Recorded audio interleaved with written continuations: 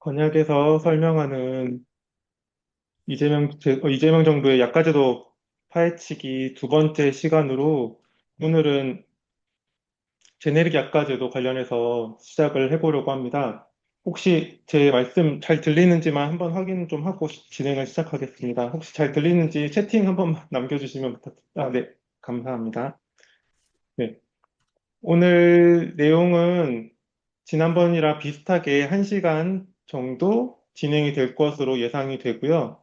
그래서 어, 지난번 내용들이 조금 어려웠다고 하신 분도 있어가지고 어렵다고 하셨던 분도 계시는데 아무튼 이번 제네릭 약과제도는 그래도 많은 분들이 신속하실 거고 또 오늘 많은 제약회사 직원분들도 참여를 해주셨는데 이제 제가 이제 문서상으로 확인할 수 있는 수준에서 말씀을 드리는 거라 정부가 공식적으로 발언하는 내용과 제가 말하는 내용에 지금은 제가 내용을 가지고, 문서 내용만을 가지고 추정하는 수준이라고 생각을 해주시고, 제가 말하는 게 공신력이 있거나 정부가 말하는 걸 대변하고 있다고 그렇게 이해해 주실 필요는 없고, 그냥 건약에서 저희 지금까지 약가제도 개편안을 계속 찾아봤는데, 읽어보고 좀 분석해 봤는데, 그거에 대한 내용들을 오늘 많은 분들과 같이 논의해보고, 또 제가 설명이 부족한 부분이 있으면, 또 현장에서 일을 하시는 분들이 그 내용들을 조금 더 채워나가는 방식으로 오늘 자리를 진행하였으면 좋겠습니다. 그러면은 발제 내용을 공유를 드리겠습니다. 그리고 그 발제 자료는 제가 그 채팅방에 한번 올렸는데 지금 채팅방에 올라오는 건 다 보실 수 있으시죠? 그 채팅방에 올라오는 거 한 번 더 확인을 해주시고 나중에 마치기 전에도 한 번 더 공유를 드리도록 하겠습니다.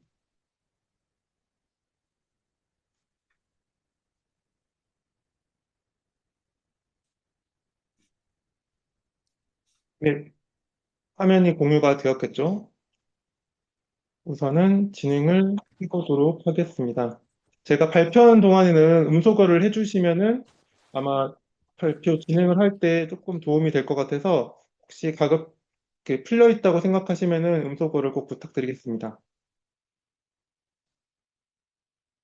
본격적으로 그러면은 저도 빨리 시작을 하게 해야 되는데 우선 설명 하나만 홍보를 하고 싶습니다.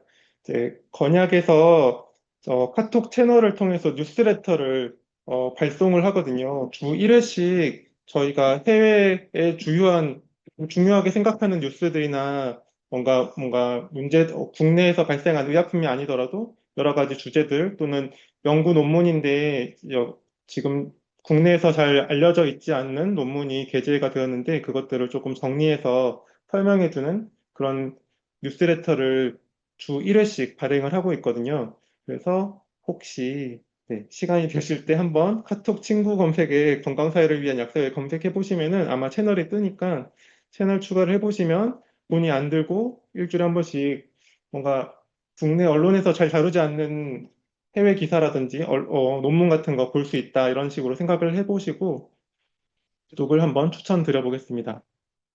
네, 우선은 시작을 해보겠습니다. 그러면은 건약이 계속 의약품 접근권 관련된 의제들을 가지고 운동을 해왔던 단체이고요. 제 소개를 제가 지난 시간에도 안 했고 오늘도 시작할 때 못했는데요. 네, 저 먼저 소개를 먼저 드리면은 저는 건강사회를 위한 약사회라는 이제 시민단체에서 한 8년 정도 선근을 하고 있는 이동근 부대표라고 하고요. 제가 이제 거의 의약품 접근권 관련된 운동들을 7년, 8년 동안 해오면서 약가제도에 관련해서는 조금 많이 들여다보기도 했고 조금 입체적으로 볼 수 있는 시야가 조금 있다고 생각이 들어서 약가제도 개편안에 대한 내용들이 워낙 방대하고 내용이 글씨나 또는 문구에 따라서 달라질 수 있는 부분들이 있어서 그런 것들을 조금 더 입체적으로 설명드릴 수 있다고 생각을 해서 이 설명회를 열게 되었고 오늘 많은 분들이 오늘 설명회 이야기를 듣고 약가제도가 어떻게 바뀌는지 또는 어떤 게 문제가 있는지 이런 것들을 조금 가져가 보셨으면 좋겠습니다.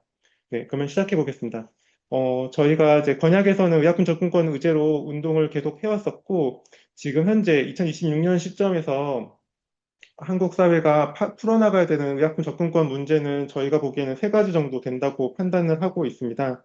그래서 크게 보면은 신약의 고가화. 그러니까 사실 많은 분들은 환자가 신약을 빨리 접근해야 된다가 되게 중요한 문제라고 보시는 경우들도 있는데 사실 우리나라가 약을 아무나 누가 제약회사가 만들든지 약을 쉽게 도입할 수 있고 또 쉽게 급여화해주고 무료로 환자가 사용할 수 있게 하면은 사실 환자 접근성 문제는 완전히 해결될 수 있거든요. 그런 방법은 존재하지만 그게 문제의 핵심이 아니라 사실은 신약이 과거에 비해서 개발됐을 때의 등재 가격이 엄청나게 비싸지고 있고 그렇기 때문에 함부로 등재할 수 없는 부분이 있는 거거든요.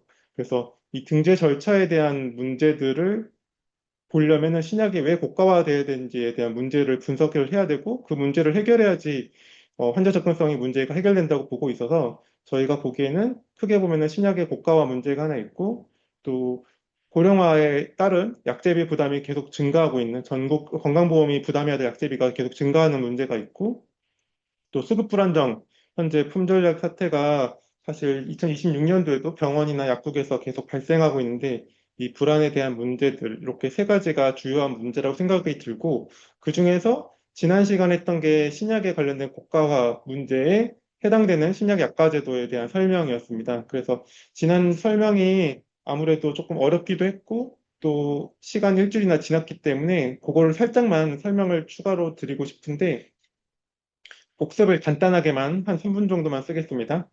복습을 잠깐만 하자면은 지난 시간에 했던 신약 약가 제도에 대해서 설명을 드리면 기존의 한국의 신약 급여 등재 제도는 이제 선별 등재 시스템을 가지고 있고 그래서 임상적 유용성이라고 부르는 기존 약 대비 효과가 얼마나 있는지 그다음에 어, 비용 효과성이라고 부르는 효과 대비금 가격은 적절한지 이 두 가지를 주요한 핵심 이제 평가 기준으로 잡고 적정 가격을 도출하는 성격의 이제 심평원에 결정을 하고 그 가격에 적정한 가격에 이제 도입이 되면은 그거를 이제 급여화시키는 제도가 선별등재 제도다, 선별적으로 등재하는 제도다라고 설명을 드렸고요. 그런데 이재명 정부에서 하는 희귀질환 치료제에 대한 신속 등재는 이런 임상적 유용성에 대한 평가나 경제성 평가를 생략하고 그냥 바로 급여화 시키겠다. 그리고 그 급여의 적정 가격은 우선은 잘 모르니까 A8 국가의 평균 가격으로 하겠다라는 게 그 신속등재 제도의 내용이었고 그러면은 이 비싸게 분명히 A8 국가의 평균 가격이라고 하면 엄청나게 비싼 가격으로 도입이 될 텐데 그 비싼 가격을 어떻게 통제하느냐에 대한 내용은 아직 사후 평가가 정확하게 마련되어 있지 않고 실사용 자료를 통해서 평가하겠다고 하는데 이런 것들이 실질적으로 어떻게 작동할지 또 만약에 평가 결과 급여 적정성이 좋지 않다, 임상적 유용성이 없다라고 평가했을 때 그런 것들을 어떻게 퇴출시킬지 이런 것들이 충분하게 지금 제도화되지 않은 상황에서 또 실사용 자료라고 하는 거는 워낙 오랜 시간이 걸려야지만 데이터화가 되고 의미 있는 자료들이 만들어지는데 그럼 그 기간 동안에는 계속 비싼 가격으로 약값을 책정해야 되는 그런 문제들이 있기 때문에 저희가 신속등재 제도가 문제가 있다라고 설명을 드렸었습니다. 그리고 의약품의 가격이라는 거는 기본적으로 특정한 제도로서만 작동하는 게 아니라 제약기업이 가지고 있는 독점 권력 또는 뭐 환자의 절박함 이것에 관련된 힘과 정부가 가지고 있는 단일한 시장에 대한 확대, 그 다음에 경제성 평가라는 과학적인 수단, 또 대체 의약품이라는 대체 수단 이런 것들을 가지고 둘이 줄다리기를 하는 형태로 가격이 결정되고 이제 그 과정에서 제약회사가 그러니까 약값이 정부가 산업 육성 정책을 조금 모델로 하고 있는 정부가 만약에 약가 제도를 운영한다면은 조금 더 가격이 비싸질 수밖에 없는 구조를 가지고 있다. 그게 약가 결정의 정치적인 배경이다. 이렇게 설명을 드렸었습니다. 또 비용 효과성 관련된 아이서값 인상에 대해서도 설명을 드렸던 거는 아이서값 인상이 환자 접근성과 직결될지는 알 수가 없다. 그리고 이것의 아이서 인상을 우리가 환자 접근성 개선이라는 등치로 할 수 없다는 가장 대표적인 사례가 작년 12월에 있었던 영국이 미국에게 내놓았던 그 관세 협상 도구로서의 아이서 인상이 있었는데 그때 아이서 값 인상은 영국이 환자 접근성을 높이기 위해서 인상을 했던 게 아니라 미국의 제약회사에게 미끼를 주기 위해서 이익의 도구로서 ISO 임시계값을 이야기를 했던 거였고, 그 결과 관세를 0%를 받을 수 있었기 때문에 그 당시 영국이 가지고 있었던 ISO 값 인상은 환자 접근성과 관련이 없는 제약사의 이익의 도구로서의 접근이었고, 이것들을 한국에서 바라봤을 때도 크게 다르지 않을 거다라고 설명을 드렸습니다.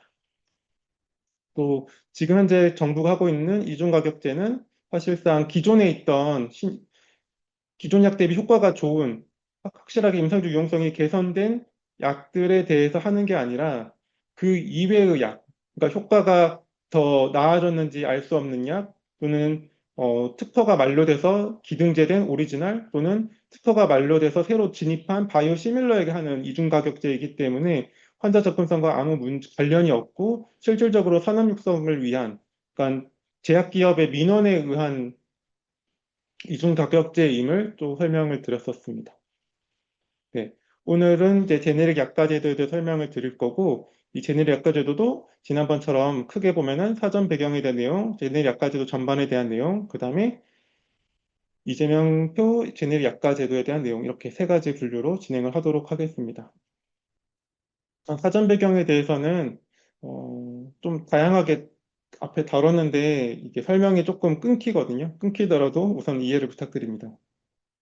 우선 제네릭 의약품에 대한 정의부터 설명을 드리고 싶습니다. 제네릭 의약품이라는 것은 오리지널 약과 생물학적으로 동등한 유효 성분을 가진 의약품이고 여기서 이 제네릭의 가장 큰 특징은 동등성이라는 거죠. 그래서 오리지널 약과 동등해야지만 제네릭이 될 수 있는 거고 이거는 그 같은 성분을 만약에 50개 회사가 만들든 100개 회사가 만들든 제품이 여러 개여도 상관없이 모든 의약품은 다 동등해야지만 제네릭 의약품으로서의 가치가 입증이 되는 겁니다. 그러면 환자나 의사는 이 동등한 제네릭 의약품을 선택할 수 있는 기준이 필요한 거고, 그래서 필요한 게 가격, 그러니까 제네릭의 중요한 이유는 이 동등성에 기반해서 차이점을 드러낼 수 있는 게 가격밖에 없고, 그래서 가격이 인하될수록 더 선택이 되게끔 해야지 제네릭 의약품이 가치가 발현되는 거다. 그래서 제네릭 의약품이 어, 원래의 가치가 동등성이고 이 동등성의 가치를 발현되는 방법은 가격을 인하시켜서 가장 저렴한 약제비를 절감시키는 방식으로 작동해야지 이 제네릭의 가치가 발현되는 거라고 설명을 드리고 싶습니다. 이 제도가 시작된 배경도 이와 비슷한데요. 1984년도에 해치왁스만법이 통과가 되었고 그 당시 해치왁스만법은 특허를 강화하는 그러니까 특허가 독점 기간이 있는데 그 독점 기간을 연장시키거나 그걸 특허를 도전하더라도 그것에 대한 어, 판매 중단을 시킬 수 있는 권리를 준다든지 뭐 이런 것들을 강화하는 내용들이 핵심이었고 그래서 그러다 보니까 특허에 의한 약제비 증가가 우려가 되어서 반대급부로 마련한 게 제네릭 개발을 조금 더 쉽게 해주겠다. 그래서 원래는 안전성 자료나 유효성 자료를 제약회사들이 제네릭 제약회사에 냈어야 되는데 그것들을 면제시키고 생동성 시험이라고 하는 비교적 간단한 입증, 동등성 입증 자료만 제출하더라도 제네릭 의약품으로서 효과가 있다고 사용이 해도 된다고 이렇게 대체하는 방식으로 했지만 왁스법이 나타났고 그것이 결국에는 그렇게 제네릭의 등재를 쉽게 만들어준 이유는 전반적인 그 신약에 의한 약제비 증가를 완화시키기 위해서 약제비 부담을 절감시키기 위해서 마련되고 시작된 게 현재의 제네릭 제도이고 그래서 이 제네릭 제도가 실질적으로 목표했던 것도 약제비 절감이고 그 핵심적인 가치도 동등성에 기반한 약 가격을 낮추는 거기 때문에 이 제네릭 제품의 전체적인 특징이나 내용들을 봤을 때 제네릭 제품을 선택해야 되는 이유는 오로지 가격에 대한 절감을 목적으로 하는 게 분명하다는 점을 설명드리고 싶습니다. 두 번째 설명은 약가제도에 대한 이 제네릭 약가제도가 사실 전 세계적으로 되게 다양하게 존재하고 그 국가별로 제네릭 약가 통제 방식이 조금씩은 다 다르거든요. 그래서 이걸 일괄적으로 어떤 게 정답이다 이렇게 말을 할 수는 없는 것 같고 그래서 이 각 국가들이 가지고 있는 제네릭 약가제도의 특징들을 조금씩 가져왔는데 대표적으로 보면은 이제 고정적 약가제도 그러니까 직접 정부가 일일이 하나씩 하나씩 그 산정률을 계산해 가지고 판단해서 결정해주는 고정적 약가 제도가 존재하고 또 반대급부로는 시장에서 알아서 작동을 해서 가격을 인하돼야지만 선택이 되게끔 한 그런 제도를 만들고 거기에서 알아서 제네릭 가격들이 경쟁이 돼서 인하가 되는 형태의 경쟁력 약가 제도를 가지고 있습니다. 이 두 가지가 대표적으로 이제 구분할 수 있는 방법이고, 그러면 경쟁력 약가 제도, 시장 경쟁력 약가 제도에는 크게 보면은 이제 참조 가격제라는 형태의 독일에서 시작해가지고 이제 동등한 성분 또는 동일한 성분의 그룹을 짓고 그 그룹 단위에서 제일 최저가 또는 뭐 최저 몇 퍼센트 이내의 가격을 참조 가격으로 결정하고 그 가격에서 초과하는 약값은 환자가 부담하거나 또는 차액을 환자가 부담하거나 전액을 환자가 부담하게끔 하는 게 이제 참조 가격제라서 이런 경우에는 이 최저가에 맞춰서 제약회사가 가격을 인하할 수밖에 없기 때문에 시장 경쟁형 모습이라고 보실 수 있고 또 실거래가 인하제도 의료기관이나 약국이 제약사와 거래하면서 가격을 낮추게끔 유도하고 그 실거래가를 통해서 참조 가격을 결정하는 또는 상환액을 결정하는 이제 그런 방식의 시장 경쟁형이 존재하고요.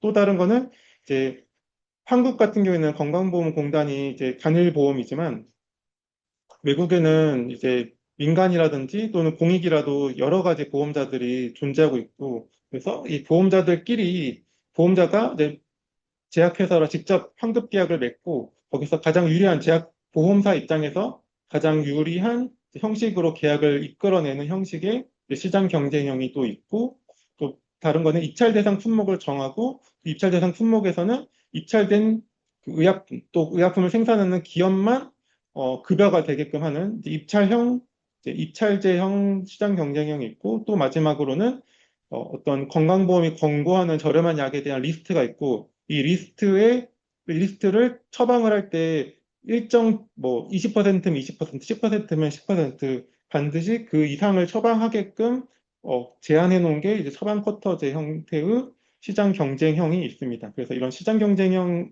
약가 제도가 각 국가들마다 조금씩 가지고 있고 한국 같은 경우에는 실거래가 인하제가 대표적인 시장 경쟁형 약가 제도의 하나의 모습이라고 보시면 되겠습니다. 이제 반대로 우리가 이런 시장 경쟁 약가 제도는 이제 가격 인하와 사용량 증가가 연동이 되기 때문에, 그러니까 가격을 인하할수록 사람들이 많이 쓰기 때문에 가격 인하 정도의 그 과정이 되게 부드럽다라는 게 있고, 대신 이제 중요한 거는 이제 처방자인 의사나 또는 보험자가 저렴한 약을 선택할 수 있도록 정책적으로 유도하는 그 장치가 반드시 필요한데, 그런 장치가 없으면은 이제 이런 것들이 작동을 할 수 없기 때문에 이제 그런 것들이 반드시 마련이 돼야 돼요. 우리나라에서 실거래가 인하제가 실패한 대표적인 이유가 이 실거래가 인하제를 하기 위해서, 그러니까 가격을 더 저렴한 약을 선택하기 위해서 의사나 병원이 잠시만요. 선택하게끔 유도를 했어야 되는데 그 정책이 조금 미진했고 그러다 보니까 우리나라는 실거래가 인하제가 거의 작동하지 않는 나라라고 보시면 되겠습니다. 반대로 고정적 약가 제도를 가진 나라들도 존재하고 우리나라가 대표적으로 고정적 약가 제도로 약값을 절감시키는 그런 기전을 가지고 있습니다. 그래서 특정 약가 산정률을 기준으로 제네릭 가격을 직권 인하하는 게 특징이고 이런 제도는 이제 즉각적으로 건강보험 재정이 바로 세이브가 되거나 절감이 되기 때문에 그런 부분에 대한 장점이 있고 또 제네릭 회사라든지 누구든지 예측 가능하기 뭔가 시장을 진입할 때 예측 가능하기 때문에 그 예측 가능성도 좋은 장점이라고 보시면 되겠습니다. 반대로 이제 추가적인 인하가 필요한 약제임에도 불구하고 추가적인 인하가 불가능한 형태가 굉장히 많고 또 약가 산정률을 지나치게 낮게 잡았을 경우에는 또 품절이 발생하거나 여러 가지 형태의 정보 실패가 발생할 수 있습니다. 그래서 그런 형태의 또 단점도 존재하는 게 이 직접 규제의 하나의 형태라고 보시면 됩니다. 이것까지가 이제 약가제도 내용이고 또 세 번째 학습해야 될 게 한국 제약산업이 어떤 특징을 가지고 있는지를 좀 제가 다양한 측면에서 살펴봤는데 그 국내 제약 기업들의 대부분은 제네릭 의약품을 판매하고 그걸로 이제 돈을 버는 기업들이 대부분이라고 보시면 되겠고 그래서 실제로 어, 국내 제약회사, 요게 마지막에 있는 게 제일 중요한데, 국내 제약회사의 총 청구액 중에서 제네릭 의약품 관련된 청구액의 87.56%거든요. 다시 말하면은, 제약기업들이 건강보험 급여 제도에서 돈을 버는 대부분은 제네릭 의약품을 통해서 돈을 버는 구조라고 봐주시면 되겠고, 신약 시장은 대부분 다 이제 다국적 제약회사 시장, 제네릭 시장은 거의 대부분 다 국내 제약회사 시장 이렇게 생각을 해주시면 됩니다. 그래서 제네리아 약품이 완전히 이제 의존적인 국내 국내 제약기업들은 제네릭 시장에 굉장히 의존적이다라고 봐주시는 게 첫 번째 특징이고요. 두 번째 특징은 완제약품 회사가 생각보다 많습니다. 그게 한국만의 특징이라고 봐도 되는데 한국은 뭐 1,000억 원 이상의 중형 이상의 제약회사도 존재하고 굉장히 많지만 또 반대로 소형 50억 원 이하의 제약회사도 거의 절반 이상, 절반 가까이 차지할 만큼 굉장히 많고 이 형태가 예전부터 그랬던 게 아니라 한 10년, 20년 사이에 굉장히 이런 형태로 엄청 소액의 제약회사 또는 중형 이상의 제약회사가 이렇게 양분화되는 형식으로 각각 늘어나고 있고 그래서 완제약품 생산업체가 지금 400개가 넘는다고 알려져 있습니다. 이게 두 번째 특징입니다. 세 번째 특징은 이렇게 많은 회사가 소품종을 생산하는 거는 뭐 그럴 수 있다고 보는데 그 많은 회사들이 다 다수 품목을 생산을 하고 있다는 게 또 특징입니다. 그래서 200개 이상을 생산하는 품목으로 200개 이상의 품목을 이거는 이제 건강보험 목록을 제가 기업별로 다 리스트업 해가지고 카운트를 한 결과고요. 아마 제가 이거 2025년도 하반기 한 12월 달쯤에 했던 걸로 기억하는데 그걸로 급여 목록을 기준으로 잡았고 그래서 각 기업당 급여 품목 수를 다 계산을 해봤는데 200개가 넘는 급여 품목을 가지고 있는 생산 기업이 제약회사가 30개, 그 다음에 100개에서 200개 가지고 있는 회사가 68개. 그래서 굉장히 많은 회사들이 다 품목을 생산하고 있다. 그러니까 회사도 엄청 많지만 그 회사들이 다들 100개 이상의 품목을 생산하고 있다. 이렇게 봐주시면 되겠고요. 또 요거는 많이 들으셔서 아시겠지만 국제적으로 가격이 상대적으로 다른 나라에 비해서 절대 가격이 비싼 편이라고 알려져 있습니다. 그래서 요거는 이제 미국 자료이고 미국에서 계산했을 때는 대략 B브랜드가 이제 우리가 말하는 제네릭 의약품에 해당하는 거고 이 B브랜드 의약품이 미국을 기준으로 봤을 때 한 92% 정도 비싸고 미국 조사에서는 한국보다 비싼 나라는 없었습니다. 그래서 한국이 제일 비싼 나라로 우선은 카운트가 됐었고요. 요거는 캐나다에서 조사한 자료인데 캐나다 조사 자료에서도 한국이 여기 상위권에 존재하고 있고요. 이 상위권에 이쪽에 존재하고 있고 그래서 어, 다른 나라보다 미국보다 한 2배, 그다음에 이쪽에 있는 게 스웨덴인데 스웨덴보다 한 3배 정도가 차이 나는 걸로 설명할 수가 있습니다. 그렇고 여기까지가 이제 국제적으로 제네릭 가격이 비싸다라고 설명할 수 있는 거고 또 다른 특징이 이제 시장 규모에 따라서 가격 수준이 다르다는 건데 이게 어떤 의미냐면은 우리가 보통 시장 규모가 크다고 평가되는 효능군인 동맥경화제라든지 고혈압 제제 이런 것들은 외국에 비해서 두세 배 이상 비싼 것으로 정해져 있습니다. 그래서 뭐 아트로바스타틴, 뭐 클로피도그렐 이런 약제들이 굉장히 다른 약들보다 조금 비싼 편이고 반대로 시장군이 조금 작은 그런 효능군이나 그런 성분의 약들은 해외 가격과 비슷하거나 오히려 저렴한 경우도 있다. 그래서 이거는 시장 규모에 따라서 시장 규모가 큰 회사 제품일수록 우리나라는 되게 많이 비싸다라고 설명을 드릴 수 있고 이 자료로 봐도 심혈관계나 소화기계 대사, 당뇨약을 포함해서 그다음에 혈액순환 관련된 약들은 다른 나라보다 2배 가까이 비싸거든요. 그런데 반대로 항생제나 신경계 호흡기계 약들은 다른 나라에 비해서 크게 차이가 나지 않습니다. 그런 것들로 봐도 시장 규모에 따라서 가격 수준이 조금씩 다르구나 이렇게 살펴볼 수 있고요. 이걸 종합해서 설명드리면은 한국은 어, 굉장히 많은 제네릭 생산 업체를 가지고 있다. 그다음에 각 개별 기업이 100개 이상의 품목을 생산할 정도로 다수 품목을 생산한다. 그다음에 제네릭 의존율이 굉장히 높다. 그다음에 품목 수가 증가해도 가격을 인하되지 않는다는 관점에서 보면은 이제 비가격적 요소로 기반으로 경쟁하는 경우가 많다. 높은 제네릭을 가격을 유지한다. 또 그 시장 규모가 굉장히 차이가 나기 때문에 시장 규모가 큰 품목은 다 많은 기업들이 생산하고 가격도 비싸고 품목이 그러니까 다소 시장 규모가 작은 기업들은 작은 품목은 이제 가격도 싸고 또는 진출을 안 하고 보통 이렇게 되어 있다고 봐주시면 되겠습니다. 여기까지가 이제 국내 제약 기업의 특징. 이런 형태다 보니까 아무래도 어, 관리비가 굉장히 많이 발생합니다. 관리비가 굉장히 많이 발생하고 판매 관리비나 또는 생산에 대한 효율성도 굉장히 떨어지는 거고 마케팅 비용도 굉장히 많이 필요할 수밖에 없는 구조라고 봐주시면 되겠습니다. 마지막으로 혁신형 제약기업에 대해서 설명을 드리고 싶습니다.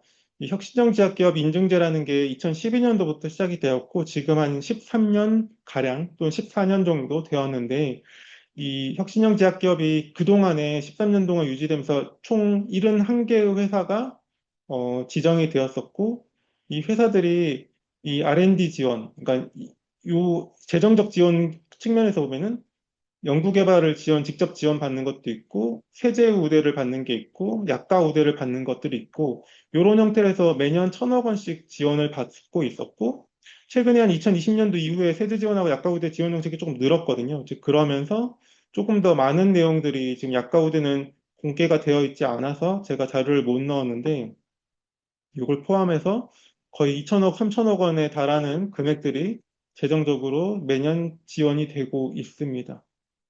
네, 그런데도 불구하고 이런 인증제에 대한 평가 보고서나 뭔가 이게 효과가 있었는지에 대한 평가는 아직까지 한 번도 있었던 적이 없고요. 그래서 지난해 12월 달에 이제 건약에서 이 혁신형 제약기업 인증제 현황 분석 보고서를 발간한 적이 있었거든요. 이 보고서 내용을 간단하게만 소개드리면 그때는 현황 분석 보고서를 26개 회사랑 그러니까 혁신형 제약기업을 5년 이상 유지했었던 26개 회사랑 혁신형 제약기업을 1년 이하로 유지했었던 13개 회사 이렇게 두 개를 나눴고 이 20, 그러니까 규모는 한 2천억, 1,400억을 내가 넘는 초과하는 제약회사만 기준으로 잡았고 이 1,400억을 초과하는 제약회사들끼리 비교했을 때 혁신형 제약기업이 얼마나 성과가 있었는지를 평가했었습니다. 그런데 실질적으로는 연구개발비가 크게 늘어나는 효과도 없었고 수출이 크게 늘어나는 효과도 없었고 매출이 크게 증가하는 효과도 적었습니다. 그래서 이렇게 봤을 때 정책 효과가 불분명한 게 좀 있었고 두 번째가 이 불법 제조 같은 형태로 뭐 품목 자체가 퇴출되거나 회사가 그 아예 공장을 문을 닫거나 이런 식의 제조 업무 정지가 심하거나 이런 식의 기업들도 혁신형 제약기업에 그 다음에 들어오는 경우들도 꽤 있었고 오너일가의 도덕적 해이에 대한 평가는 아예 하고 있지도 않았고 또 담합이나 또는 이제 리베이트, 불법 리베이트 같은 불공정 거래가 적발되고 나서도 혁신형 제약기업이 계속 유지되는 등의 그런 형태의 낮은 윤리적 기준이 있었고 또 반대로 이 혁신형 제약 기업들이 다른 기업들에 비해서 장애인 고용 비중이 되게 낮았거든요. 그래서 이 장애인 고용 비중이라든지 30세 미만의 고용률도 되게 낮아서 사회적 형평성에 대한 기여도 크게 있지 않았다. 또 퇴장 방지 제품이나 수급 불안정 의약품에 대한 생산 가치, 공급 안정에 대해서 기여하는 부분도 크지 않았다. 그래서 혁신형 제약 기업들이 지금 13년 동안 수조 원의 돈을 받아가면서 여러 가지 지원, 산업 육성하겠다고 정부가 지원을 해왔지만 여러 가지 측면에서 공공성 측면에서도 그렇게 이익이 없었고 윤리적인 측면에서도 그게 없었고 정책적으로 우리가 목표했었던 연구개발비 증가라든지 수출액을 증가시키는 효과도 거의 없었다고 평가한 바 있습니다. 네, 여기까지가 사전에 저희가 제네리 약까지도 설명하기 전에 조금 살펴봐야 될 내용을 제가 설명을 드린 거고요. 이제 제네리 약과제도가 최근에 어떻게 변화했는지만 간단하게 설명을 드리겠습니다. 어, 제네리 약가 제도가 2006년도에 한번 크게 바뀌었고, 2012년도에 바뀌었고, 2020년도에 바뀌었고, 이렇게 한 세 번 정도 걸쳐서 바뀌었는데, 우선 지난 시간에 했었지만 2006년도 시점에는 약제비가 크게 증가하는 상황이었고, 그것을 어떻게 통제하느냐에 대해서 정부가 내놓은 약제비 적정화 방안이 2006년도에 발표된 바가 있었습니다.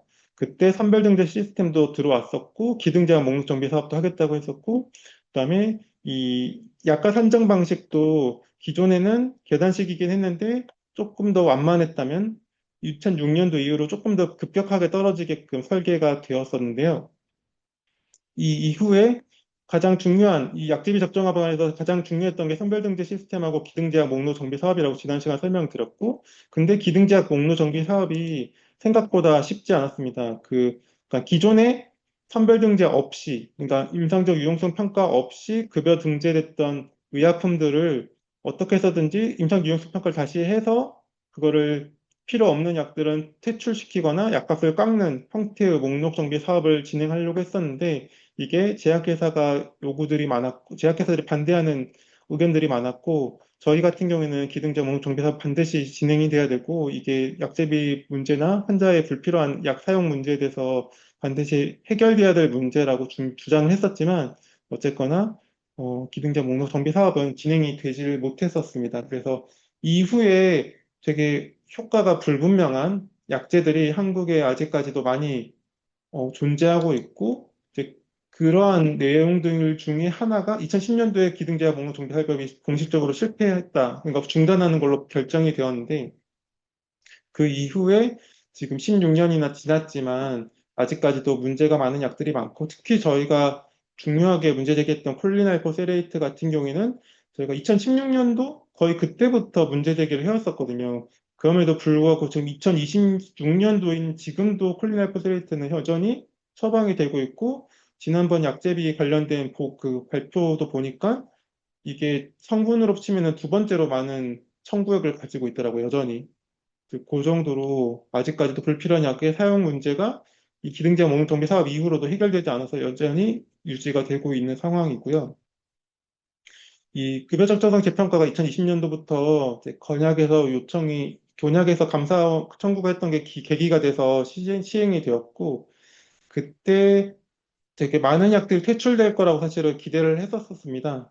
그런데 지금 생각해봐서 왜 실패했는지를 생각을 해보면은 이 임상적 유용성에 대한 판단을 사실은 yes 아니면 no 둘 중에 하나만 존재했어야 되는데 많은 약제들이 애매한 약제들 대부분이 불분명으로 들어갔거든요. 여기도 지금 2022년도까지 요거였고 2023년도부터 요거였는데 이 불분명으로 들어가는 약제들이 되게 많았고 이 불분명에 의해서 결국에는 살아남는 급여가 유지되는 약제들이 꽤 많았어가지고 이런 문제들을 그때 당시에는 크게 고민을 못했었는데 지금 돌아서 생각해 보니까 이 불분명에 해당되는 약제들이 굉장히 많아서 결국에 살아남는 경우들이 되게 많았다라고 평가가 되고 있습니다.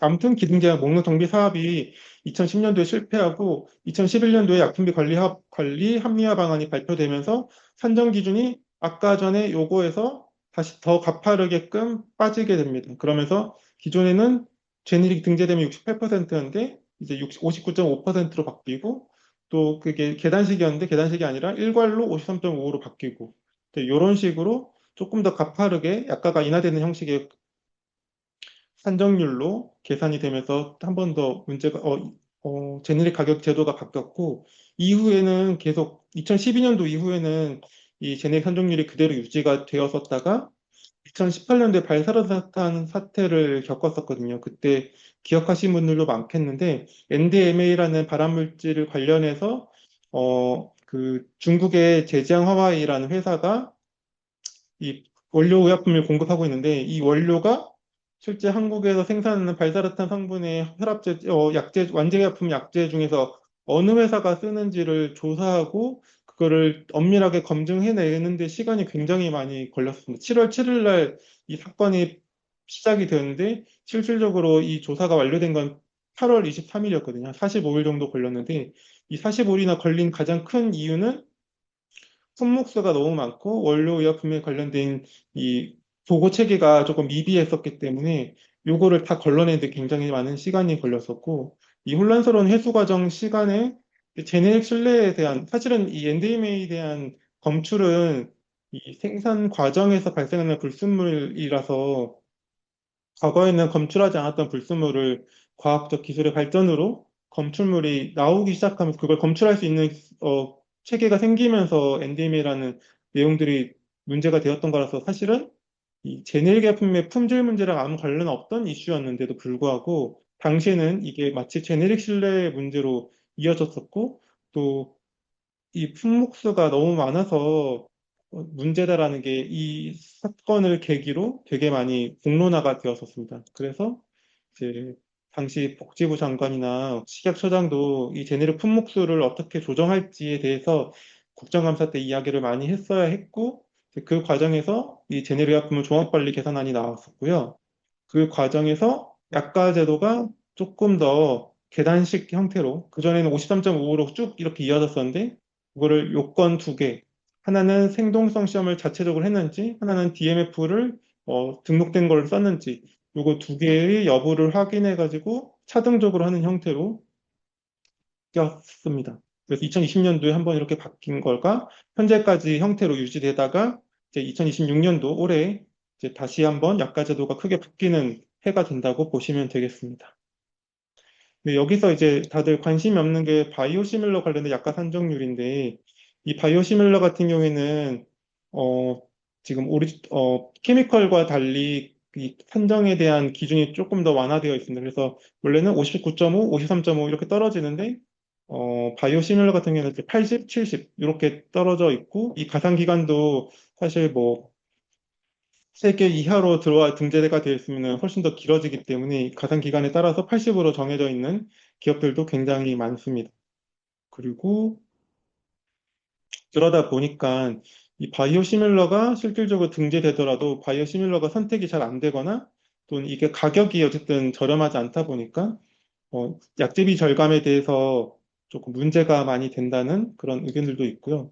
실질적으로 이 그룹 A가 바이오시밀러가 등재된 이후에 가격 지수가 어떻게 바뀌는지인데 한국이 분홍색이고요. 이 분홍색 가격 지수가 한국은 상대적으로 완만한 수준이고 다른 나라들은 점점 더 많이 떨어지고 있거든요. 그리고 이 바이오시밀러가 최근에 그 FDA에서 가이드라인이 새로 나왔는데 기존에 우리가 요구했던 안전성 유효성에 대한 임상자료를 다 내라고 이제 하는 것들이 없어졌고 확정적 임상시험에 관련된 자료들을 내는 것들이 빠졌고 사실상 생동성 시험은 아니지만 생동성 시험에 가까운 약동성 시험이라든지 또는 그거보다 더 완화된 수준의 임상시험만 해도 이제 바이오시밀러가 등재될 수 있게끔 FDA 가이드라인이 바뀌었고 한국도 올해 내로 우유경 처장이 원래는 상반기라고 했는데 상반기에는 못할 것 같고 올해 내로 아마 이게 또 바뀔 거라서 바이오시밀러도 그러면은 최근에 특허 만료된 바이오약품들이 굉장히 많고 앞으로 2027년, 2028년도까지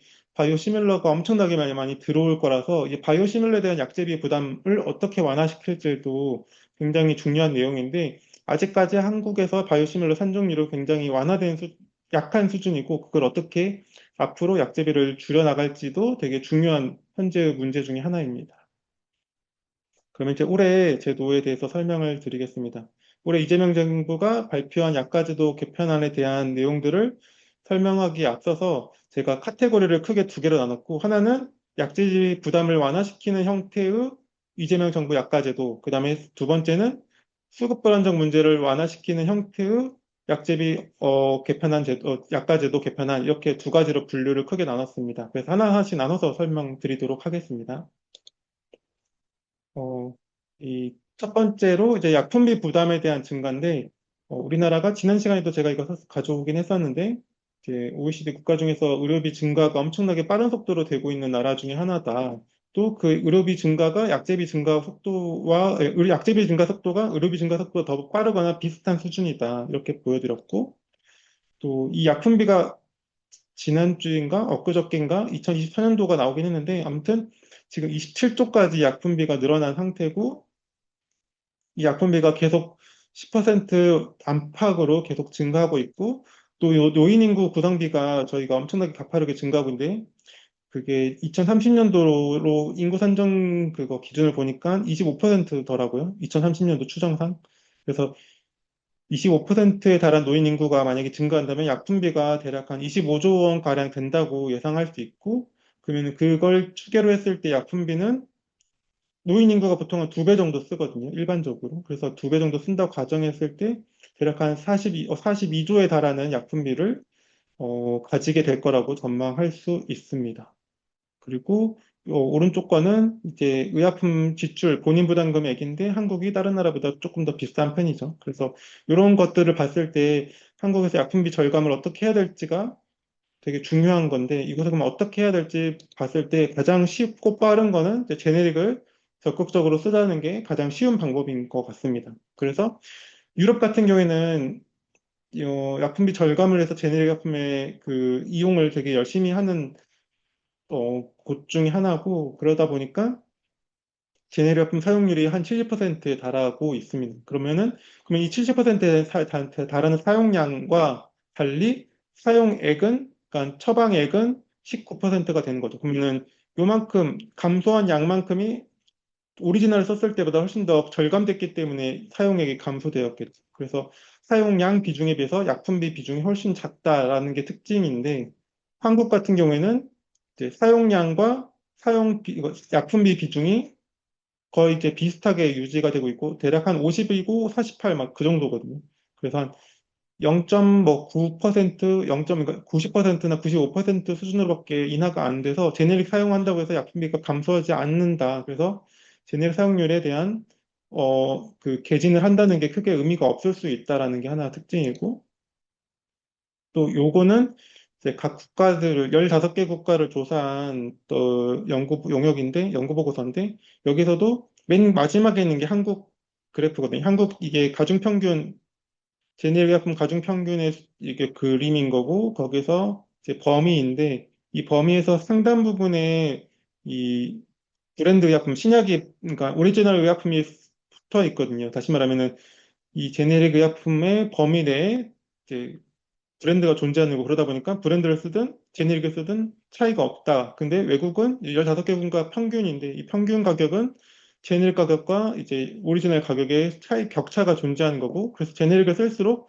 요만큼의 약재비 절감 효과가 존재한다. 그래서 이런 역할들이 제네릭의 역할인 건데 한국에선 그게 거의 작동하지 않는다라고 봐주시면 됩니다.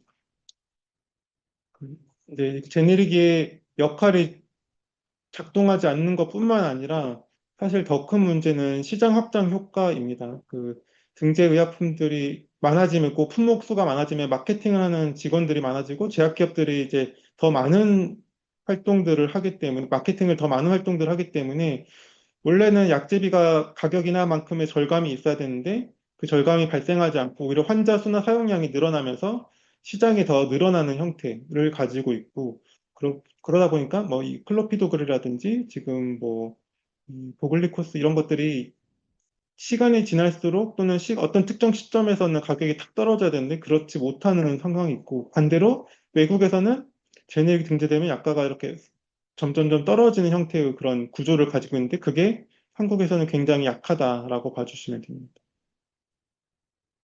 그래서 이것들을 해결하겠다고 이재명 정부가 약가제도 개편안을 내놓은 거라고 봐주시면 되겠고 그러면 그 내용들을 살펴보면은 이제 제네릭 대상은 이제 제네릭과 제네릭 특허가 만료된 오리지널 이렇게 두 개가 되는 거고 이거에 대한 산정률을 지금 40% 초중반으로 우선은 잡고 있습니다. 그리고 어, 초중반으로 잡고 있는데 이게 지금 요거는 지금 2027년도에 기존에 이제 앞으로 새롭게 등재되는 특허 만료 약들은 40% 초반으로 27년도부터 하겠다라고 밝히고 있고 이것에 대한 내용들을 보면은 제가 지금 아직까지도 해석을 못 했는데 원래 저는 이제 20개 현재까지는 20개 이상이면 이제 80%로 떨어지는 걸로 85% 떨어지는 걸로 알려져 있는데 지금 요번에 제시된 다품목 통제 관리에서는 이 9개가 1월 달에 들어오고 8개가 들어오면은 저희가 지금 이번에는 13개 기준이거든요. 13개 기준으로 약값이 떨어지는 걸로 85% 이하로 떨어지는 걸로 지금 잡아놓고 있는데 이게 지금 40% 초중반에 처음에는 등재가 되고, 그러니까 지금은 이번에는 특허 만료 이후에 1년 동안 가산되는 건 아예 없어졌습니다. 그래서 그 특허 만료 이후에 1년 가산은 아예 없고, 바로 40% 초중반은 떨어지고, 그리고 나서 1월 달에 9개가 들어오고, 2월 달에 8개가 들어왔을 때 13개가 넘는 거잖아요. 13개가 넘는 제네릭 품목에 대해서는 85%를 1년 뒤에 적용하겠다라고 하는데, 제가 잘 이해가 안 되는 거는 여기 8개고 8개면 16개인데 그러면 13번째 유발 제네릭은 13번째가 넘는 제네릭은 사실 여기 중에서도 앞에 4개는 해당되지 않는 건데 왜 8개를 다 85% 이하로 약가 조정을 하는지 이게 조금 이해가 안 되는데 아무튼 현재 표에는 이런 식으로 되어 있고요. 그래서 기존 특허 1년 가산은 폐지가 됐고 40%대로 이제 2026, 기존 특허 만료는 2027년도부터 40% 초중반으로 되고, 그다음에 기등재 제네릭은 그러니까 2012년도를 아마 기준으로 잡을 것 같은데 2012년도 시점부터 약가 조정이 없었던 제네릭은 점점 점진적으로 조정해서 40% 초중반대로 바꾸겠다라고 하는 게 현재의 내용들입니다. 그래서 기준 요건 미충족 시는 또 인하율을 80%, 기준 요건은 기존과 마찬가지로 그 생동 시험을 하는 자체적으로 하는지 또 DMF 등록된 원료약품을 쓰는지 요거를 보고 있고 아까 설명드렸던 것처럼 13번째 품목부터 85% 약가 인하인데 그 초과 유발 제네릭이라는 게 제가 생각하기에는 여기서 분명히 5개는 살아남아야 되고 4개는 살아남아야 되고 나머지 뒤에 4개만 걸려야 되는데 여기 계산법에는 2월 등재 제네릭은 전부 다 85% 약가인하라고 되어 있어서 이 부분은 지금 아직까지 잘 이해가 안 되는데 아무튼 이런 식으로 13번째부터 계단식 약가인하를 겪는 걸로 우선은 정해져 있고 네, 우선은 이런 식으로 정해져 있습니다. 근데 이렇게 하면은 어쨌든 사실 모든 이제 53.55%의 기준으로 약가 선정률이 되던 게 한 20%가량 떨어지는 거라고 봐주시면 되고 아직 40% 초중반이 몇 퍼센트인지는 명확하게 설명이 안 되어 있고 그 주요국의 가격 기준이나 이런 것들을 봐서 내일 건정심이 있죠. 내일 건정심에서 최종적으로 결정하겠다고 하는데 아직까지 한정률은 정해져 있지 않고 아무튼 어, 새롭게 들어오는 특허 만료약은 2027년도부터고 기등제약은 2026년도 3분기부터 이제 똑같이 이렇게 약가가 인하가 된다. 그리고 약가 인하의 그 기준은 요게 했던 것처럼 진입 시점이라고 하고 있는데 이 진입 시점을 제가 보기엔 2012년도로 보는 것 같고 2012년도 이전의 제네릭을 먼저 시작하고 2012년도 이후에 진입한 제네릭은 좀 나중에 한다거나 이런 식으로 아마 진행이 될 걸로 예상이 됩니다. 그래서 2012년도 2년 이전 진입 제네릭은 2026년도부터 단계적으로 아마 2026년도에 한번 조정하고 2027년도에 한번 조정하고 이런 식으로 해서 단계적으로 80% 초중반으로 낮출 것으로 보여집니다. 구체적인 지금 숫자가 제가 가지고 있는 자료에는 들어있지 않아서 이 정도까지 설명을 드리겠습니다. 그렇게만 떨어지는 것만 지금 설명을 드렸는데 모든 의약품들, 모든 생산 기업들의 의약품들이 다 떨어지는 건 아니죠. 그 우대 정책이 또 따로 있습니다. 그래서 혁신형 제약기업, 잠재력 제약사, 그러니까 혁신형 기업에 준하는 잠재력 제약사, 또 특허 방지약을 생산하는 수급 안정 선도 기업, 요거 세 개가 우대의 대상이 되고 혁신형 제약기업은 신규 제네릭 같은 경우에는 60% 약가 우대, 기등재 제네릭은 기존에 지금 40% 초중반 떨어지는 거를 한시적 특례, 그 다음에 잠재력도 50% 약가 우대, 기등재 약은 한시적 특례, 그 다음에 수급안정 선도기업은 신규 제네릭 약가 우대, 우대율이 정확하게 안 적혀 있었는데 우대율은 안 적혀 있지만 혁신형에 준하는 수준이라고 적어져 있었고 기등재 한시 특례는 여기는 없었습니다. 그래서 이렇게 세 개가 되어 있고요. 정부가 항상 혁신형 제약 기업에 대해 약가 우대를 해야 된다고 주장을 할 때 프랑스 사례를 맨날 가져오거든요. 저는 근데 이 프랑스 사례를 가져오는 게 조금 기가 막혀서 조금 가져왔는데 이제 프랑스는 자국 회사들이 생산 시설을 프랑스에다가 안 짓고 외국에다가 많이 지어요. 그러다 보니까 실질적으로 품절 문제나 공급 불안정 문제를 대응할 때 프랑스 정부가 할 수 있는 게 많이 없거든요. 그래서 공급 안정화를 위해서 자국에다가 프랑스에다가 직접 생산 시설을 지어라고 요구를 제약회사들에게 하고 있고 그걸 짓는 제약회사에게 산업적 기여를 했다는 평가로 약가우대를 하겠다는 게 2024년도 정책 방향의 발표였는데 이거랑 혁신형 제약계획이 우리가 약가우대 하는 거랑 목적 자체가 완전 다르거든요. 그럼에도 불구하고 매번 혁신형 제약기업 약가우대를 가져올 때 이 문구를 왜 자꾸 가져오는지 저는 조금 이해할 수가 없는데 아무튼 이런 형태가 살짝 이 내용이 들어가 있고요. 제가 그래서 이걸 다 계산을 해봤습니다. 우선은 혁신형 제약기업이 총 49개거든요. 현재 기준으로. 현재 기준으로 49개고 외자사가 4개고 1,000억 원이 넘는 제약회사가 26개가 들어가 있습니다. 근데 이 26개라는 거는 우리나라에서 1,000억 원이 넘는 제가 상장 제약회사밖에 못 찾아서 상장 제약회사가 66개였거든요. 상장 제약회사 66개 중에서 26개니까 한 40%가 여기에 포함된다고 봐주시면 되겠고 잠재력 제약회사는 기준이 매출액 1,000억 원이 넘으면은 R&D 비용이 5% 이상이라고 적혀 있었거든요. 그래서 연구개발비가 5%가 넘으면은 잠재력 제약회사다. 근데 그러면 2,000억 원이 넘는 제가 제약회사들의 연구개발비를 다 확인해 봤는데 5% 넘는 기업이 28개 사더라고요. 그러면 사실상 거의 70%, 60%잖아요. 70%잖아요. 그러니까 상당히 많은 제약회사들이 여기 안에 또 포함이 됩니다. 그러면은 이 한시적 특례나 약가 우대에 우선 들어간다. 그러니까 중대형 제약회사들은 사실상 요 카테고리에 되게 많이 들어가고 또 수급안정 선도기업이 아직 퇴장방지 의약품의 품목수라고 적혀 있는데 몇 개를 우대할지는 안 적혀 있었거든요. 근데 이게 10개가 될지 20개가 될지는 잘 모르겠는데 만약에 10개가 된다고 해도 꽤 많은 회사가 여기 포함되고 될 수가 있어가지고 요거까지 포함하면은 특히 중대형 제약회사들은 여기 카테고리에서 되게 많이 들어간다라고 봐주시면 되겠습니다.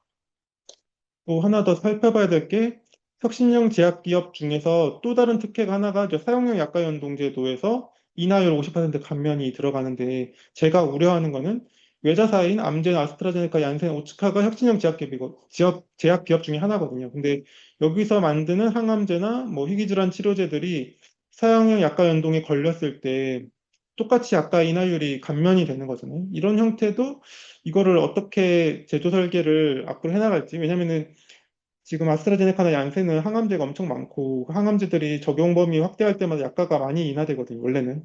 근데 이런 것들을 인하율을 감면시킨다고 할 때 얼마나 이거를 약제비 조정 관점에서 조금 문제가 있을 것 같은데 이것들도 조금 추후에는 살펴볼 필요가 있다고 보여지고요.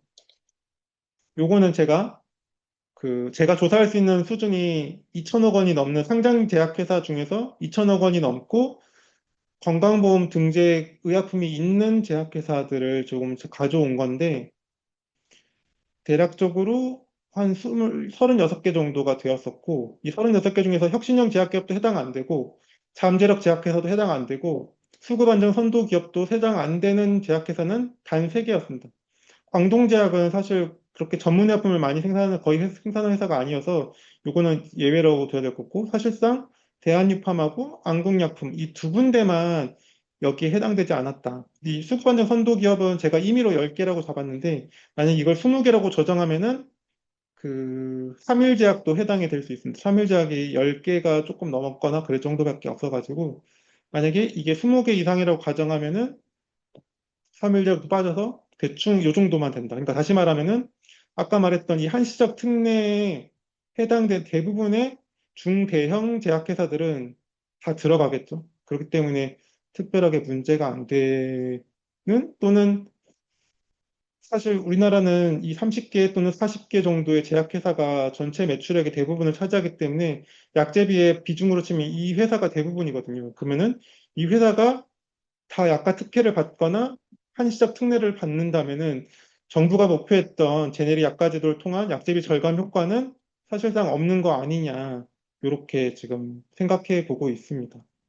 그 외에 사후관리제도로서 실거래가 인하제는 지금 이번에 폐지가 됐고 급여적정성 재평가는 사실상 없어지는 지금 재검토 필요성이 뚜렷한 약제만 하겠다고 하는데 저희가 보기에는 우리나라에서 급여적성 재평가로 퇴출돼야 되는 약들을 대부분은 한국에서만 쓰는 약들이고 이 한국에서만 쓰는 약들을 외국에서 보고해서 퇴출될 경우는 거의 없을 것 같고 학회에서 전문가가 퇴출을 시켜줘야 되는데 학회나 전문가는 사실 제약기업의 의견들을 최대한 수용해주는 측면이 많아서 제약회사의 민원에 의해서라도 이게 퇴출되기는 힘들지 않을까. 그래서 이런 측면에서 재검토가 필요한 뚜렷한 약제가 앞으로 계속 만들어지기는 힘들 수도 있겠다. 그래서 혁신형 제약기업 재평가 제도도, 급여적성 재평가 제도도 사실상 축소 또는 폐지가 된 것이 아니냐 이렇게 바라보고 있습니다.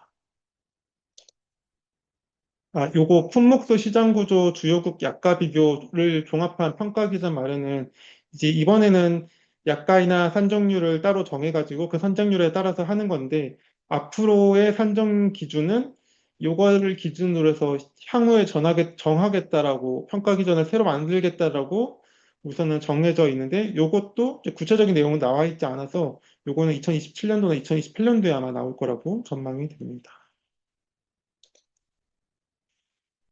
네, 여기까지가 이제 약품비에 대한 약품비 부담에 대해서 어떻게 완화할지, 이재명 정부가 어떻게 제도를 내놨는지를 살펴본 내용이었고, 두 번째는 수급 불안정 문제를 어떻게 해소할지에 대한 내용입니다. 우선은 코로나19가 종식된 지도 꽤 많이 되었음에도 불구하고 품절의약품 문제는 여전히 계속이 되고 있고, 공급 중단 보고 의약품이라든지 또는 약사회에서 발표한 자료라든지 병원 약사에도 자료를 발표하기도 하는데 그런 곳에서 보면은 이제 품절약 문제가 2024년도 이후에도 계속되고 있다라고 충분히 추정할 수 있고요. 이 품절 문제가 발생하는 이유는 여러 가지가 있을 텐데 그 중에 하나가 이제 제품 품질에 관련해서 문제가 생기는 경우, 뭐 품질 오류 또는 생산 라인 결함 또는 그 업무 정지를 당한다거나 이런 식으로 대부분 다 이제 생산 시설이 노후화됐거나 또는 뭐 생산을 보고된 대로 허가된 대로 하지 않고 허위로 자료를 만들어 가지고 생산을 했다거나 이런 식의 문제가 생겼을 때 발생하는 공급 불안이 하나가 있고 또 원료약품이나 중간 물질의 공급이 차질되는 경우 특히 국제 분쟁이나 자연재해가 대표적인 건데 지금 호르무 그 갑자기 해협 이름이 생각이 안 나네. 호르무즈 해협이 지금 국제 분쟁에 얽혀 있고 그 과정에서 또는 러시아 우크라이나 전쟁이 있었을 때 러시아와 우크라이나에서 발생하는 원자재 문제가 영향을 줄 수 있겠죠. 이런 것들이 이제 품절 문제에 영향을 주는 요인들이다. 또 마지막으로는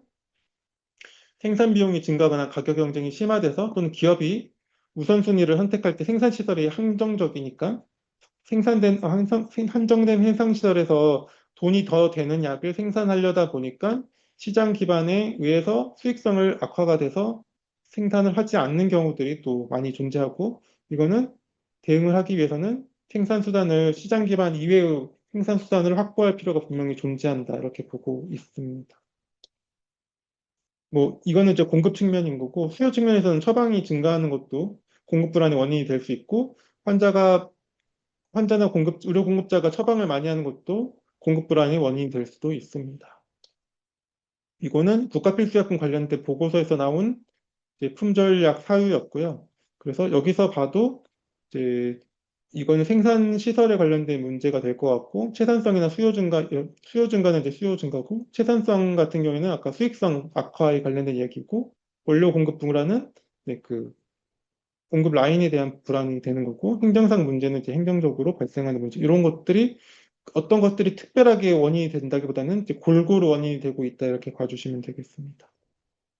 이런 품절 문제가 해결하기 어려운 게 사실 국제적으로 의약품을 하나 만드는데 여러 가지 과정들이 필요하고 그 과정에서 하나라도 부족하거나 빠지면은 의약품이 전체적으로 생산이 안 되기 때문에 이 문제들을 다각적으로 보려면은 사실은 다 모든 과정에서의 공급 안정이 이루어져야 되는 거거든요. 그러다 보니까 이 문제가 쉽지 않고 이게 한국에서만 공급 불안 문제가 이야기되는 게 아니라 미국이나 유럽이나 다른 외국에서도 이 공급 불안 문제가 논의될 만큼 이게 국제적인 문제가 되고 있고 그 대표적인 사례가 저는 이 원료약품의 의존율이라고 보는데 인도랑 중국에서 우리가 의존하는 국제적으로 봤을 때 인도랑 중국에서 의존하는 비중이 워낙 크다 보니까 요런 측면에서 봤을 때 인도나 중국에서 생산 뭐 시설에 대한 노후화에 따른 품절이라든지 또는 뭐 원료가 수급이 안 돼서 인도에서 공급이 안 돼서 또는 뭐 원가가 안 맞아서 인도가 생산을 중단한다면 바로 그게 API 공급이 불안정해지는 거니까 이제 그런 과정에서 품절 문제가 각 국가들마다 가질 수밖에 없는 문제고 그러다 보니까 이 전 과정에 대한 공급 안정화를 위해서 정부가 어떤 노력들을 해야 되는지를 각 국가들이 고민하고 있는 상황입니다. 대표적인 걸로 이제 OECD 보고서에 나온 내용들 조금 가져왔는데 그 OECD 보고서를 보면은 한 세 개의 의약품을 사례로 들고 있는데 그 중에 하나가 프로포폴이고요. 이 프로포폴은 당시 코로나 팬데믹 당시에 북미, 유럽, 아시아 일부 국가에서 되게 많이 부족했다고 알려져 있고 프로포폴의 API가 조금 더 고품질인 형태고 이게 그 완질 생산 시설과 원료 의약품 생산 시설이 되게 딱 매칭되는 형태로 연결되어 있기 때문에 뭐 예를 들어서 인도에 있는 API를 다른 회사에서 함부로 못 쓰고 특정 회사에서만 써야 된다고 이런 식으로 연결이 되어 있다고 하더라고요. 그래서 그런 과정에서 프로포폴이 생산 부족이 엄청나게 많이 발생했다라고 적혀져 있었고 아지트로마이신 같은 경우에는 사실상 원료의 가장 핵심 중간체를 중국에서만 대부분 생산하다 보니까 이 중국에서 문제가 생기면 아지트로마이신 생산을 못한다. 그래서 그 과정에 판매사가 제한적이었고 항생제 생산 기업이 부족해서 품절을 겪었다. 이렇게 보고하고 있었습니다. 그러면 현재 한국에서의 공급 불안 문제의 가장 심각한 문제 중에 저는 제가 보기에 가장 큰 문제 중에 하나는 이 안전공급 관리가 식약처랑 복지부가 연결되어 있지 않고 조금 나눠져 있는 게 가장 큰 문제라고 보고 있거든요. 그래서 보건복지부가 관리하는 태장방지약품, 수급불안정의약품이 따로 있는 거고, 식약처가 관리하고 있는 국가필수약품은 공급중단 보고제도가 따로 있는 거다 보니까 얘네들이 식약처 나름대로의 모니터링과 행사 대응 수단이 존재하고, 복지부 나름대로의 모니터링과 대응 수단들이 존재하는데, 예를 들어서 어떤 약은 국가필수약품이지만 보건복지부가 해결하는 게 좋은 게 있고 어떤 약은 퇴장방지약이지만 식약처가 해결하기에 좋은 약들도 존재하는 건데 그런 것들을 융합적으로 해결할 수도 없고 또 식약처와 보건복지부가 책임 주체가 조금 나눠져 있다 보니까 특정 부처가 이걸 책임지고 끌고 간다는 관념이 없거든요. 그래서 보건복지부는 퇴장방지약이 문제 생겼을 때는 대응하지만 국가필수약이 문제 생겼을 때는 보건복지부가 적극적으로 대응하지 않는다든지 식약처가 공급 중단 보고제도에 대한 문제가 생겼을 때는 적극적으로 대응하지만 수급 불안정 의약품에 대해서 문제가 생겼을 때는 적극적으로 대응하지 않는다든지 이런 식의 문제들이 늘 발생하는 것들이 가장 큰 문제 중에 하나고 두 번째는 이 퇴장방지약품이나 국가필수약품 결정하는 과정이 굉장히 폐쇄적이거든요. 특정 전문가 몇 명 또는 보건복지부 식약처 관료들로만 구성되어 있는 협의체가 있고 그 협의체에서 이 모든 것들을 결정하다 보니까 이 문제들이 늘 진짜 필요한 약들이 국가필수약품이나 퇴장방지약품에 포함이 안 되었을 때 그것들을 대응할 수 있는 수단들이 없다 보니까 이런 문제들이 여전히 존재하고 마지막으로 정책 수단이 현재까지의 실효성 있는 정책 수단 약가 인상 이거 외에는 없었거든요. 이 장기적 관점에서 종합적인 대응들을 계속 마련했어야 되는데 아직까지는 마련하지 못한 것들이 현재 품절 문제의 가장 큰 원인이 되고 있다고 보시면 됩니다. 그래서 이거를 어떻게 해결하는지 보면은 결국에는 약가 제도를 계산하는 거니까 세장 방지약의 제도를 내실화하겠다는 건 지정 성분을 확대하고 보상을 강화하겠다. 이렇게 보시면 되겠고, 지정 성분은 어떻게 확대할지 지정 기준을 완화하고 직권 지정을 활성화하겠다. 그다음에 보상 어떻게 할지 정책 가산을 조금 더 늘리고 제조 경비에 대한 산정 방식을 조금 더 유리하게 해주고 노무비도 초과 법정 근로시간 초과분을 노무 시간으로 반영해 주겠다. 이런 내용들이 들어가 있어요. 그리고 전주기 대응 체계에 대한 강화 같은 경우에는 이번에 2026년도부터 약사법이 개정된 내용이 있는데 거기에 국가필수약품 안전보건 협의회 관련된 확대 내용이 들어가 있어서 아마 이 부분을 반영한다고 넣은 것 같고 그다음에 10년 이상 약가 우대에 대해서는 지금 국산 원료 국가필수약 약가 우대가 원래 존재했던 거거든요. 그래서 국산을 원료로 사용하는 국가필수약들은 약가를 우대해주겠다 특정 비율로 그리고 이번에 들어온 게 이게 소화용량, 그러니까 수요가 감소될 걸로 예상할 수 있는 약, 또 특화 제조 시설 필요한 약, 항생 주사제 같은 그런 약들에 대해서도 기등재 생산약을 우대해 주겠다. 근데 여기에는 지금 이때까지 약가 우대 정책을 하거나 공급 불안정 문제에 약가 우대 정책을 하면 항상 국내 생산 조건이 들어가 있었는데 요 수요 감소랑 특화 제조 시설 필요약에 대해서는 국내 생산 조건이 현재 포함되어 있지 않다는 게 하나 특징인 거고 또 원료 직접 생산 기업에게도 약가 우대를 하겠다는 건데 사실 요것도 지금 조금 우려가 되는 게 불필요한 약이나 우리가 조금 과잉 생산하거나 조금 불필요하게 많이 생산하는 약들에 대해서 약가 우대를 할 수 있는, 예를 들어서 고지혈증 약을 원료를 직접 생산한다는 이유로 품목이 넘쳐나는데도 불구하고 약가 우대를 받을 수 있는 이제 그런 것들을 어떻게 통제할지 이런 것들도 조금 우려된 부분이 있습니다. 이런 약가 우대에 대해서는 공급 계약을 체결해서 그 우대 금액 환수까지 이루겠다고 현재 적혀져 있습니다. 여기까지가 이제 품절 문제에 대해서 이재명 정부가 약가제도를 어떻게 내세웠는지를 설명을 드린 내용이고요.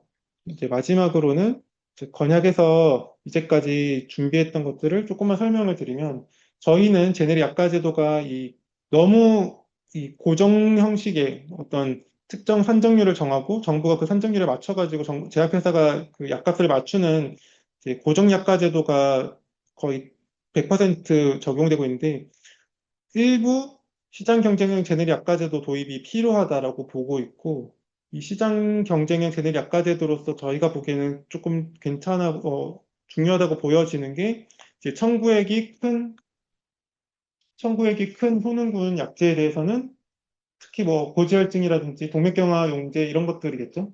이런 것들에 대해서는 공공입찰제를 통해서 입찰을 통해서 최저가나 최저가에 가까운 약을 적은 회사들로 생산기업을 제한하고 그 가격으로 건강보험 급여를 청구하는 형태의 입찰제를 일부 내용을 편입시키는 것. 그 다음에 정부가 우선 처방 목록이라는 최저가 약 리스트를 만들고 의사가 이 최저가 약 리스트의 최소한의 몇 퍼센트를 의무 처방하게끔 하는 이제 이게 뭐였지? 아무튼 처방 커터제 같은 것들이 조금 필요하지 않을까 이런 것들을 조금 핵심적으로 보고 있고요.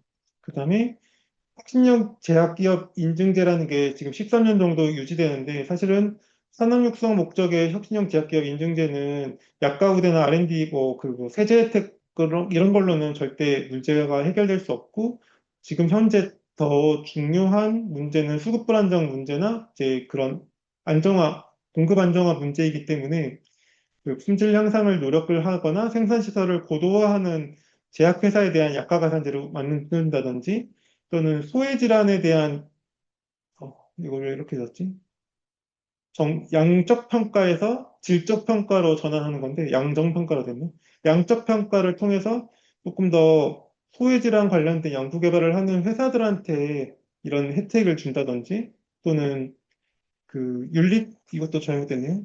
윤리성이 어느 정도 혁신형 제약계에 대한 담보가 되었는 생각해서 시민위원이 참여해서 윤리적 평가를 반드시 수행하도록 한다든지 이런 것들이 저희가 혁신형 제약계 인증제에 대해서 살펴보고 있는 지점이고 공급 안정화 관련해서는 크게 보면은 이 첨단 제조 역량을 가진 원료의약품 생산 시설 또는 연속 제조 가능 시설들을 정부가 주도적으로 조금 만들어야 된다. 그 다음에 보건안보 차원에서 국내 생산 시설을 활용해서, 그러니까 국내 제약회사들이 계획적으로 특정 약을 생산할 수 있도록, 그러니까 우리가 꼭 필요한데 수익성 때문에 생산을 적게 하는 약이 있다면 그 약에 대해서 한 해에 필요한 약의 양이 정해져 있고 어차피 대부분 그러다 보니까 국내에서 정부가 얼마 이상을 반드시 생산해야 된다고 생산량을 미리 계획적으로 계획 생산을 하게끔 유도하는 형태의 내용들이 필요하지 않을까 보고 있고요. 마지막으로 종합적인 대응 체계를 위해서는 특별기구, 시민사회나 학계가 포함된 특별기구를 통해서 대응이 필요한 약들을 정해야 된다. 그 다음에 이 구매 과정에서 원료가 조금 다변화될 수 있도록 회복력 지표라는 것들을 조금 반영해야 된다. 그 다음에 생산 기업을 다각화하는 노력들을 해야 된다. 또 품절력 가이드라인을 만들어야 된다. 이런 것들을 저희가 주장하고 있습니다. 네, 이상입니다. 생각보다 너무 길었네요.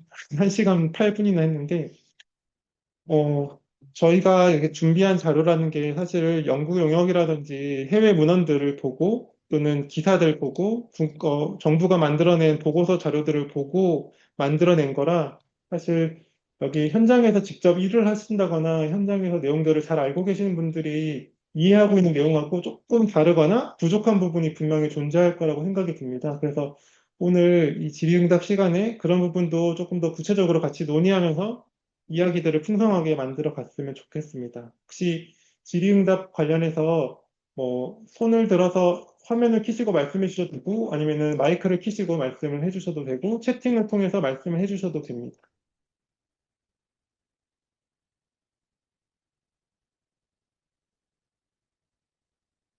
아무튼 이번에 이재명 정부가 하고 있는 제네릭 약가 제도가 사실은 엄청나게 산정 기준을 낮추고 약재비 절감을 크게 달성하겠다라고 만들어진 제도라기보다는 저희가 보기에는 사실 1,000억 원 이상 또는 2,000억 원 이상의 조금 중형 이상의 제약회사들은 약가 인하에 대한 뭐 피해라든지 산정률 인하에 대한 피해가 거의 이제 최소화되고 그 이하, 1,000억 원 이하인 어쨌든 소수 품목의 제네릭에 집중해서 돈을 이렇게 경영을 운영해왔던 제약회사들은 조금 더 타격이 큰, 조금 더 다른 방식의 활로를 모색해야 되는 이제 그런 형태로 구편이 되어서 사실상 이건 제약산업 재편이고 이 중소 제약회사들이 생산하던 약들의 품목을 결국엔 또 중대형 제약회사가 똑같이 가져갈 거고 가격은 인하가 안 된 형태로 가져갈 텐데 그런 것들이 사실 국민들의 약제비 절감이라든지 그 접근권 관점에서는 큰 변화가 있는 건 아니거든요. 그래서 이게 제약산업 재편에 대한 목적으로서의 이 약가제도가 조금 특징적인 것 같고, 이 부분에 대해서 사실은 제약바이오협회라는 어떤 제약회사를 대변하는 조직이 있지만 그 조직 내에서도 모든 제약회사가 같은 이해관계를 가지기는 어려운 거잖아요. 그러다 보니까 이번에 조금 대응이라든지 제약협회가 하는 대응들이라든지 뭔가 이런 내용들이 조금 중소형 제약회사가 조금 이해하기에는 미진하거나 부족할 수도 있겠다. 저는 그런 생각도 조금 들더라고요. 왜냐면은 그 범위 내에서는 너무나 다양한 이해관계들이 존재하기 때문에 이런 부분들도 조금 고민이 되지 않나? 저는 생각도 들었습니다. 저는 솔직히 그 품목수를 건강보험 등재 과정에서 13번째, 뭐 20번째 해가지고 계단식 약관 인하를 한다는 게 사실은 제네릭 의약품이라는 게 가격이 싸지고 그 싼 제네릭을 선택하게끔 유도하는 게 이 제네릭 가치를 살리는 방법인데 지금의 제네릭 제도는 쌀수록 징벌적 약관 인하 형태, 그러니까 싸면은 손해보기 때문에 어떻게 해서든지 약값을 올리게끔 만드는, 그러니까 약값을 낮추면 마치 내가 벌을 받는 것 같은 그런 형태의 산정 방식이라서 조금 이 계산식 약가 인하 정책이 저는 조금 우려되는 측면이 있고, 그러면 앞으로 계속 약값을 조금이라도 낮출 때마다 계속 사회적 혼란을 겪을 거고, 지금도 그 최종적으로는 뭐 2012년도 이전 이후 해가지고 나와 이전에는 지금 40% 초중반대로 낮추겠다는데 그 이후에 등재되는 제네릭은 어떤 식으로 낮출지 그 제도가 명확하게 적혀 있지 않는데 2012년도 이후에 등재된 제네릭에 대한 또 그 산정률 계산이라든지 뭐 종합평가 기준을 만들 때 또 그것도 엄청나게 저항과 사회적 비용들이 발생할 텐데 계속 이런 식으로 매번 고정식 약가제도에 기반해서 계속 제약회사와 정부가 충돌하는 지점으로 나아가는 게 조금 우려가 되는 지점도 있습니다.